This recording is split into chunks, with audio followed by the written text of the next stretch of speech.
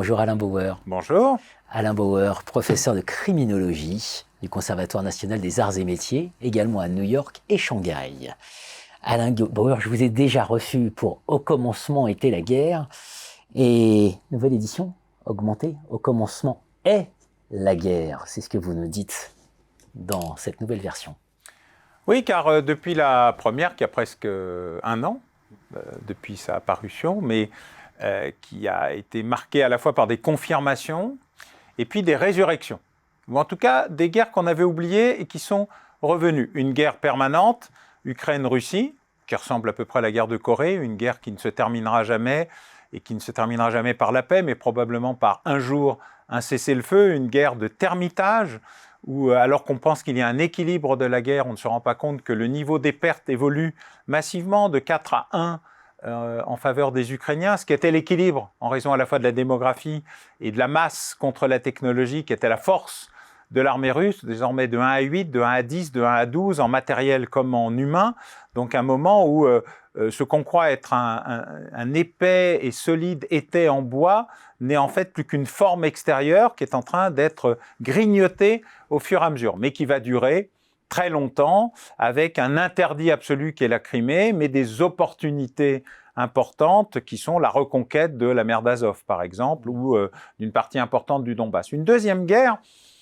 inattendue parce que la Palestine était devenue une variable d'ajustement, les Palestiniens en tout cas, et ceux de Gaza en particulier. Au moment où Israël et les pays arabes allaient accomplir la finalisation des accords d'Abraham, où l'Arabie saoudite était prête à paraffer un document qui marquait le retour de la paix entre États, eh bien un non-État, le Hezbollah, a aidé à ce qu'un deuxième non-État, la bande de Gaza, lance une opération barbare, pogromique, brutale, terroriste, contre des territoires israéliens que le Hamas fait semblant de reconnaître, puisque ce ne sont pas des colonies, mais le territoire de 1967, parce qu'il y a plein de contradictions dans cette affaire, avec un massacre et des enlèvements, et donc le retour de la Palestine, qui n'est plus une variable d'ajustement, mais qui est le cœur d'une renégociation de l'après. Troisième épisode que nous avons oublié aussi vite qu'il est apparu, Azerbaïdjan-Arménie. La récupération du Haut-Karabakh par l'Azerbaïdjan a été considérée comme une sorte de... Oui, bon, mais c'était normal, ça allait bien arriver un jour, sauf que l'Azerbaïdjan est aujourd'hui coupé en deux par l'Arménie et qu'à un moment ou un autre, avec l'aide de la Turquie, l'Empire ottoman, il va bien y avoir un moment de récupération de ce morceau d'État. Et puis une guerre à venir, annoncée, publiquement, connue, c'est la récupération de Taïwan par la République populaire de Chine. Le président Xi Jinping, à plusieurs reprises, a annoncé qu'il le ferait soit démocratiquement, soit par la culture, soit par la force. Il a même donné une limite, 2035, 2032, 2030 parfois. On a même craint à un moment qu'il allait profiter de la multiplication des désordres chaotiques du monde et de la perte des stocks de munitions, de l'affaiblissement des armées occidentales, de l'isolement de l'Occident. 5 États seulement n'ont pas voté les sanctions contre la Russie, mais 55 États ont réussi à ne pas vouloir condamner le Hamas pour une action que lui-même avait revendiquée. Et donc l'isolement de l'Occident est considérable, l'affaiblissement de l'Occident est en cours, et il y a donc là un enjeu important. Donc des guerres éternelles, car elles ont toujours existé, la résurrection des empires, la Chine revient,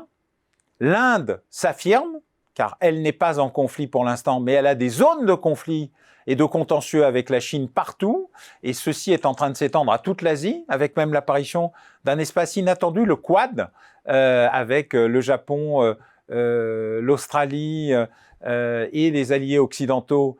qui essayent de faire valoir la Nouvelle-Zélande, de faire valoir leurs intérêts contre la Chine et pour la libre circulation en mer de Chine, ce qui veut dire que le conflit taïwanais, c'est non seulement au nord, mais aussi au sud de Taïwan qu'il se prépare. Et puis, bien évidemment, l'Empire ottoman, que nous croyons appeler Turquie, mais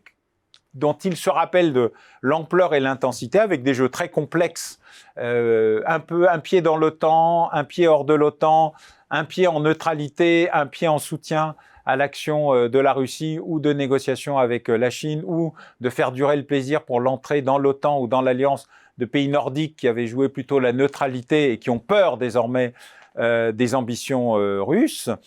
Et puis évidemment, l'Empire américain sur la défensive, mais qui pense que le moment va être venu de revenir à l'offensive, et une difficulté pour l'Europe qui est tout sauf un empire.